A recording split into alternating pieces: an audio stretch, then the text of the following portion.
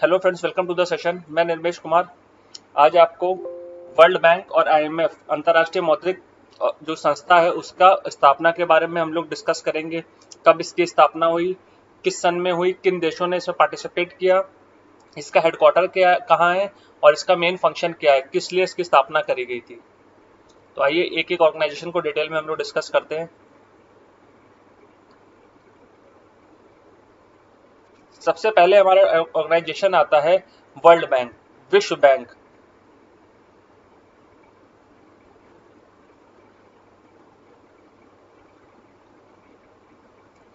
World bank की स्थापना हमारी 1944 में 1944 में वॉशिंगटन डीसी में करी गई थी। वर्ल्ड बैंक की, विश्व बैंक की स्थापना 1944 में हमारा वॉशिंगटन डीसी में करी गई थी। ये जो है हमारा 189 कंट्री द्वारा ऑर्गेनाइज किया जाता है 1944 में, और इसका हेडक्वार्टर हमारा कहाँ है? वॉशिंगटन डीसी में।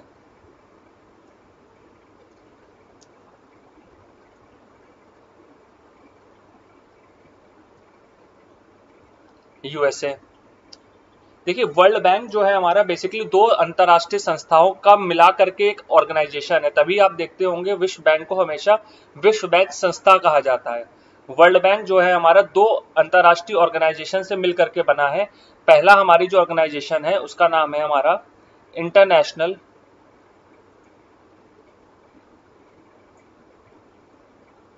Bank for reconstruction and development.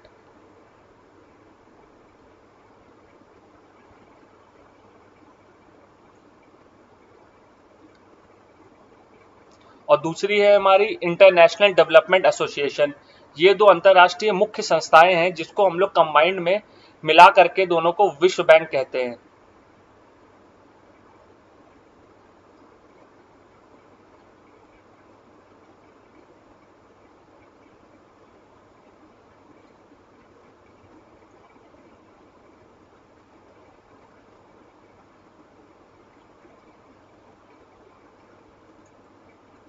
IBRD और आईडीए, इन दोनों को मिलकर के विश्व बैंक बनता है। इसके अलावा हमारी तीन अन्य संस्थाएं हैं जो कि सेकेंडरी, टोटल 5 संस्थाएं मिलकर के हमारा विश्व बैंक बनाती हैं। अन्य जो 3 संस्थाएं हैं हमारी, वो है इंटरनेशनल फाइनेंस कॉरपोरेशन,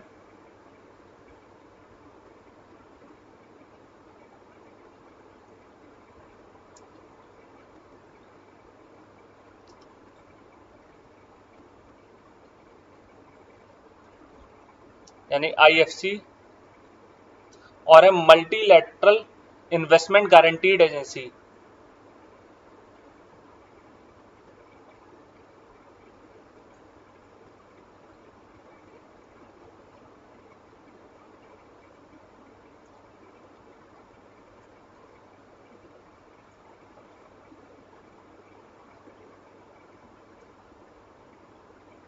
मेगा।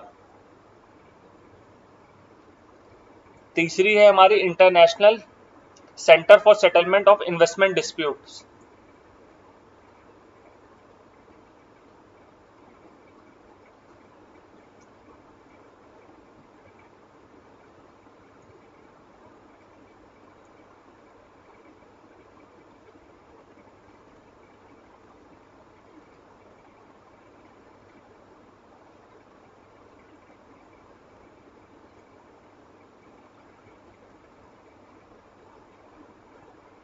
ये टोटल 5 संस्थाएं मिलकर विश्व बैंक बनाती, जिसमें से ये दो हमारी मेन संस्थाएं हैं। ये टोटल 5 संस्थाएं मिलकर के बनाती हैं। अब आता है इसका रोल क्या होता है, विश्व बैंक का मेन काम क्या है और क्या क्या काम ये दुनिया में करता है। तो सबसे मेन इंपॉर्टेंट रोल क्या है, ये हमारा फाइनेंशियल और टेक्निकल असिस्टेंस प्रोवाइड कराता है। मतलब तकनीकी जो हमारी सहायता है प्लस आर्थिक सहायता है वो प्रोवाइड कराता है। आर्थिक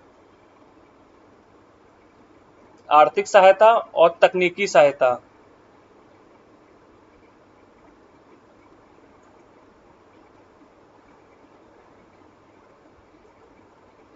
ये प्रोवाइड कराता है डेवलपिंग कंट्रीज को। और बेसिकली जो हमारा यूनाइटेड नेशंस के अंतर्गत 189 कंट्रीज है, इनकी कंबाइंड ऑर्गेनाइजेशन है ये, यानी कि इन कंट्रीज का हमारा बराबर हिस्सा है हमारा किसमें, विश्व बैंक में। इसका देखिए, और इसके साथ साथ आर्थिक और तकनीकी सहायता के साथ साथ ये क्या करता है, हमारा लो इंटरेस्ट पे लोन प्रोवाइड कराता है। आपने देखा होगा किसी भी देश को अगर कोई भी आर्थिक मदद की जरूरत होती है तो लो इंटरेस्ट रेट पे यानी कम ब्याज पर ये लोगों को या देशों सॉरी लोगों को इन द सेंस क्या डेवलपिंग कंट्रीज को लोन प्रोवाइड कराता है, ऋण प्रोवाइड कराता है।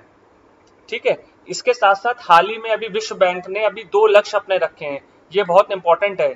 2030 तक के लिए विश्व बैंक ने अपने 2 इंपॉर्टेंट लक्ष्य हैं जो ये चाहता है कि पूरे दुनिया में ये हासिल किए जाएं, जिसमें सबसे पहला लक्ष्य है हमारा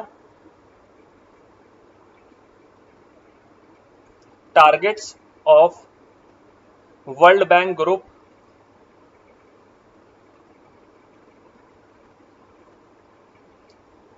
बाई 2030 तक को क्या अचीव करने के 2 टारगेट्स हैं। नंबर 1 के पहले है हमारा जो एक्सट्रीम पॉवर्टी, बिल्कुल मतलब जिसको कहते हैं कि ना जो एकदम से गरीबी है उसको हमें घटाना है percentage wise.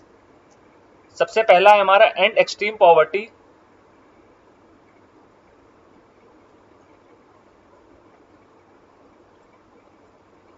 By decreasing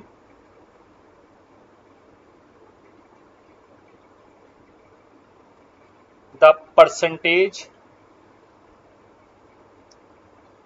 of people living on less than $1.9 a day to more than 3%। इसका मतलब क्या है, जो लोग अधिकतम हमारी गरीबी रेखा के नीचे रह रहे हैं, यानी कि जिनकी आय जो डेली जो है $1.9 यानी कि लगभग आज आप इंडियन रुपीज में इसको कन्वर्ट करोगे तो हमारा लगभग आ जाएगा 140-150 रुपए प्रतिदिन की कम नीचे की आय में रह रहे हैं, उनको हमें घटा करके 3% से ज्यादा लेकर के जाना है। पहला गोल हमारा ये है। तो दूसरा गोल हमारा है promote shared prosperity by fostering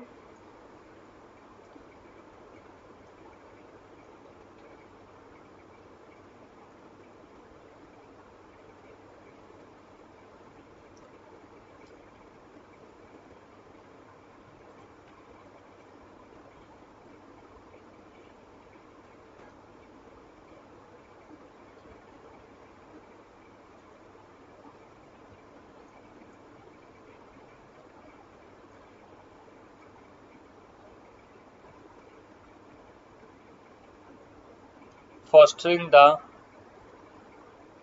income growth of the bottom 40% for every country, यानी हर देश में जो नीचे के 40% आबादी है, जो हमारी 40% नीचे की आबादी है, उसको उसकी जो इनकम है उसको हमें बढ़ावा देना है। यानी कि जो सबसे गरीब तबके के लोग हैं जो हमारे सारे देशों में 40% नीचे से अगर हम काउंट करेंगे, उनकी उनकी इनकम में या फिर उनकी जो हमारी आय है उसमें वृद्धि करना है। तो ये विश्व बैंक का लक्ष्य है। तो ये विश्व बैंक का कुछ इंपॉर्टेंट मैंने आप लोग को इंट्रोडक्शन बताया है, जो कि हमारे कई बार एग्जाम में पूछा गया किस साल इसकी हमारी स्थापना करी गई, कौन कौन सी ऑर्गेनाइजेशन मिलकर के विश्व बैंक बनाते हैं। तो आपके मुख्यतः हमारे international bank for restructures and development आ जाएगा और इंटरनेशनल डेवलपमेंट एसोसिएशन आ जाएगा। ये 2 मुख्यतः हमारे ऑर्गेनाइजेशन हैं। इसके बाद हमारा एक और अंतरराष्ट्रीय संस्था है जो कि बहुत ही इंपॉर्टेंट है हमारा, वो है हमारा IMF। आइए उसको डिटेल में देखते हैं। उससे पहले मैं आपको एक ब्रीफ इंट्रोडक्शन दे देता हूँ अपने बारे में। मैं अनअकैडमी पे एजुकेटर हूँ निर्मेश कुमार, और अनअकैडमी पे हमारे काफी अच्छे डिटेल में कोर्सेज आ रहे हैं और फाउंडेशन कोर्स यूपीपीसीएस 2021 के लिए आ रहा है। तो जो बच्चे 2021 को टारगेट कर रहे हैं यूपीपीसीएस के एग्जाम्स के लिए, चाहे वो हमारा पीसीएस का एग्जाम हो, चाहे RO-ARO का एग्जाम हो, चाहे फिर हमारा लेखपाल का एग्जाम हो, चाहे SI की वैकेंसी अभी आ रही है जो उसके लिए हो, सबके लिए हमारे डिटेल में बैचेस हमारे अनअकैडमी पे लॉन्च हो गए हैं और कई के आने जा रहे हैं। तो जो लोग इन बच्चे एग्जाम में टारगेट कर रहे हैं, तो आप लोग अनअकैडमी का ऐप आज ही डाउनलोड करें और अनअकैडमी में इन क्लासेस को अटेंड करें।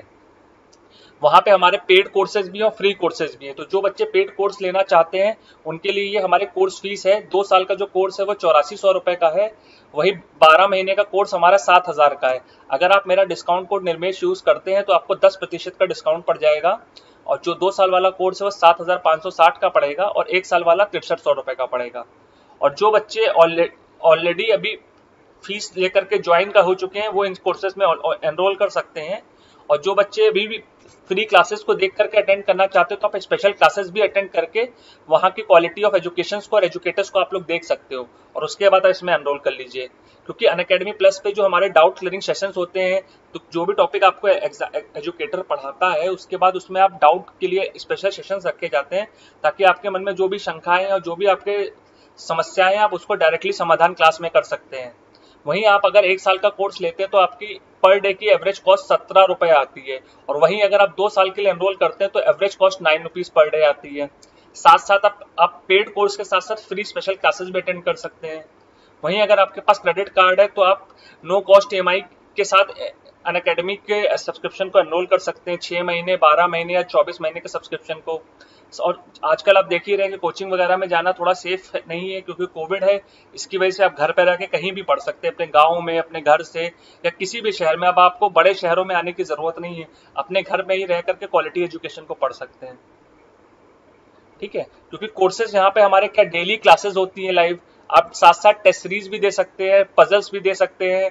कोर्सेज हमारे स्ट्रक्चर डिजाइन होते हैं और अनलिमिटेड एक्सेस होता है सभी चीजों का। ऐसा नहीं है कि आपने 2 साल का कोर्स ले लिया 7800 रुपए दे करके, उसके बाद आपसे कोई एक्स्ट्रा चार्ज लग रहा है टेस्ट सीरीज का। जैसे बाहर आप देखते होंगे टेस्ट सीरीज अलग से लेना, मेंस का अलग से लेना है, ऑप्शनल अलग से लेना है। सब कुछ आपका इसी में कवर है, चाहे वो आपका प्रीलिम्स का कोर्स हो, चाहे आपका मेंस हो, चाहे आपकी आंसर राइटिंग मेंस की करनी हो, या फिर साथ में आप इंटरव्यू की प्रिपरेशन करना चाहते हो। सबकी डिटेल में आपको कवरेज इसी कोर्स फीस में आपका कवर हो जाएगी चीजें। चलिए आइए IMF के बारे में देखते हैं। IMF की स्थापना कब हुई थी? IMF international monetary fund.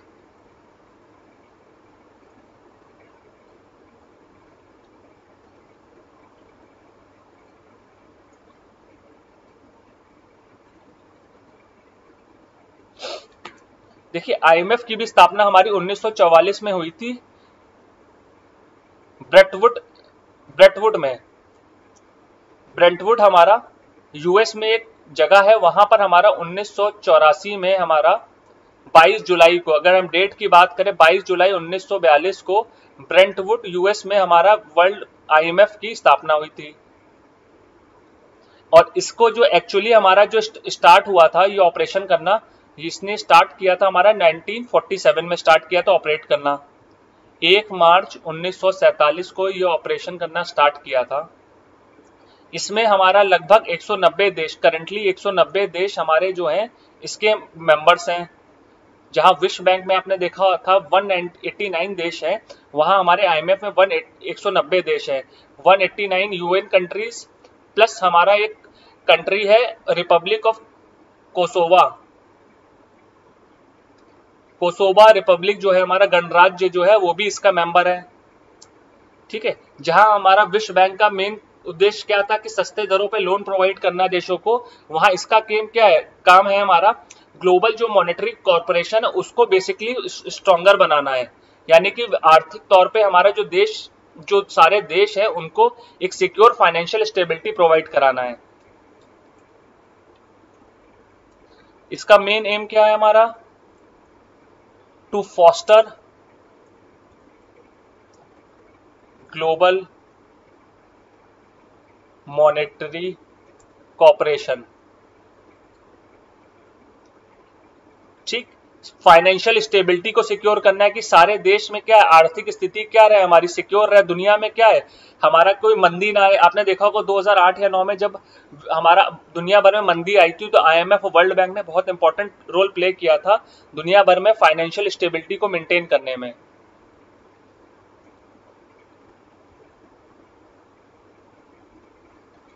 ठीक है, इसके साथ साथ और क्या है हमारा, गरीबी को कम करना भी इसका एक लक्ष्य है, reduce poverty around the world.